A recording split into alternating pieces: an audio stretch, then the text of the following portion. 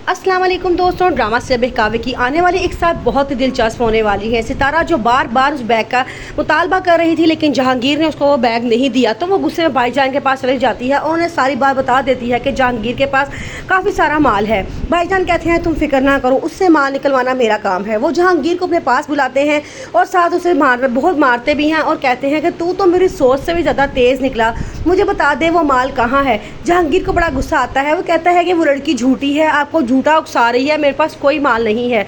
लेकिन भाईजान उसे बहुत मारता है और मार मार के उसे बैग छीन लेता है जो उसने छुपा के रखा होता है।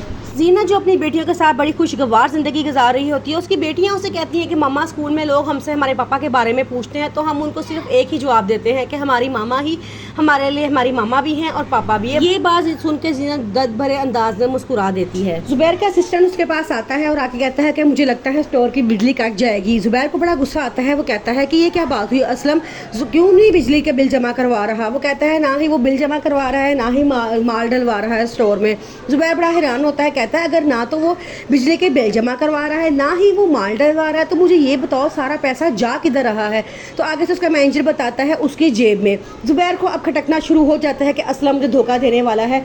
वो बार बार असलम की नज़र रख रहा है, बार बार असलम को फ़ोन करता है, लेकिन असलम उसके फ़ोन का जवाब नहीं देता। अब असलम को भी शक हो जाता है कि उसका मैनेजर उस पर शक कर रहा है। वो उसको बड़ी गुस्से में डांटता है और कहता है कि अब इस स्टोर का मालिक मैं हूँ, इसलिए जो बात होती है तुम मुझे बताया करो। जुबैर अब कुछ भी नहीं लगता, वो तो माजूर हो चुका है, बेड से उठने के काबिल नहीं है, वो क्या स्टोर संभालेगा आके।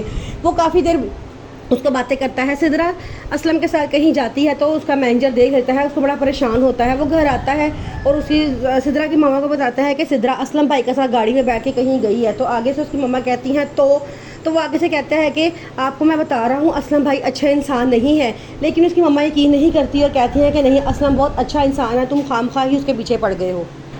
दूसरी तरफ जुबैर की हालत दिन ब दिन ख़राब होती जाती है। वो रात को सोया होता है, नींद में उसे जीनत और उसकी बेटियां नज़र आती हैं। वो बड़ा घबरा कर उठता है, शोर मचाता है। उसकी मामा कमरे में आती हैं और कहती हैं तुमने मेरी नींद ख़राब कर दी है, क्या हुआ है तुम्हें। उसकी मामा भी अब उसे तंग आ चुकी होती है क्योंकि वो लाज़र और माजूर हो चुका होता है, सिर्फ बेड पर रहता है। उसकी मम्मा आके कहती हैं क्या मसला है तुम्हारे साथ। आगे जुबैर बताता है कि मम्मा जीनत को ढूंढो, मेरी बच्चियों को ढूंढो, मैं उनसे माफ़ी मांगना चाहता हूँ। उसकी मम्मा कहती हैं तुम्हें अब कहाँ से जीनत याद आ गई, अब कहाँ से उसकी मोहब्बत तुम्हारे दिल में जाग उठी है, तुम्हारे मेरी नींद ख़राब कर दी है, मैं सो रही थी। उसे डांट के वो अपने कमरे में चल जाती हैं। जुबैर काफ़ी देर रोता रहता है, उसे अपनी बेटियाँ और अपनी वफादार बीवी की बहुत याद आती है। वो चाहता है कि वो उनसे मिले और उनसे माफ़ी मांग ले, लेकिन जीनत उसे कहीं नहीं मिलती।